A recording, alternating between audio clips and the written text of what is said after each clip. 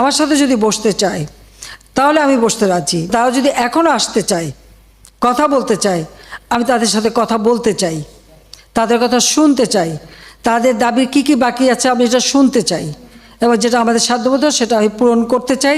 আমি এই সংঘাত চাই না। তারা যদি বসতে চায় আমার সঙ্গে, এই আন্দোলনকারীরা, কোটা আন্দোলনকারীরা, আমি তাদের সাথে বসবো, তাদের কথা শুনবো, তাদের দাবি এ পর্যন্ত যা মেনে নিয়েছে আরও কিছু আছে কিনা সেটা হয়তো শুনতে হবে। এবং আপনাদের সামনে আমি বলতে চাচ্ছি যেটা দেশবাসীরও জানা উচিত যে আমি কখনোই আমার দরজা বন্ধ করিনি।